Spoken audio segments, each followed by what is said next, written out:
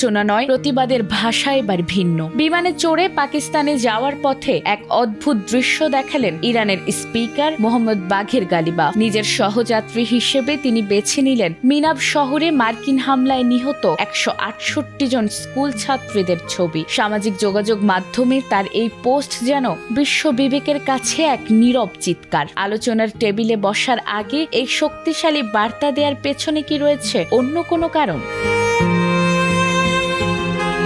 বিশ্ব রাজনীতির কেন্দ্রবিন্দুতে এখন ইসলামাবাদ। শনিবার অনুষ্ঠিত হতে যাওয়া বহুল প্রতীক্ষিত এই ইরান যুক্তরাষ্ট্র শান্তি আলোচনা, যা মধ্যপ্রাচ্যের চলমান উত্তেজনার প্রেক্ষাপটে অত্যন্ত গুরুত্বপূর্ণ বলে মনে করছেন বিশ্লেষকরা। বৈঠককে ঘিরে পাকিস্তান সরকার ইতোমধ্যে রাজধানী জুড়ে কড়া নিরাপত্তা ব্যবস্থা জোরদার করেছে।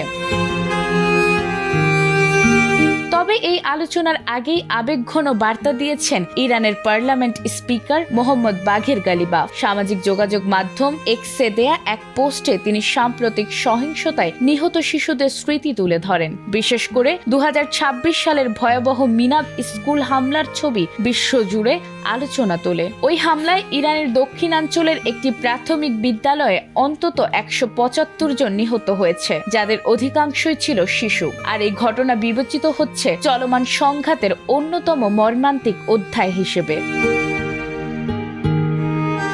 পূর্ব ঘটনা অনুযায়ী ইরান যুক্তরাষ্ট্র উত্তেজনা দীর্ঘদিন ধরেই মধ্যপ্রাচ্যে অস্থিতিশীলতা তৈরি করে আসছে। সাম্প্রতিক সামরিক হামলা, পাল্টা হামলা এবং আঞ্চলিক শক্তিগুলোর জড়িত হওয়ায় পরিস্থিতি আরও জটিল হয়ে ওঠে। এরই মধ্যে যুদ্ধবিরতির ঘোষণা এলেও তা কতটা কার্যকর হবে তা নিয়ে রয়ে গেছে সংশয়।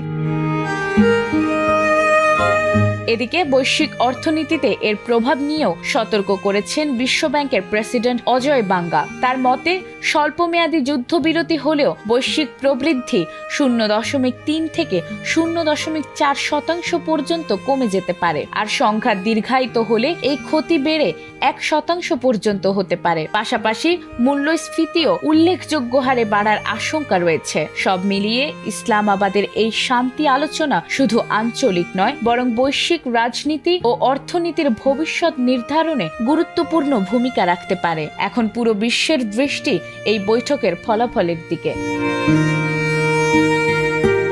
নাজমুন নাহার জান্নাত, এটিএন বাংলা।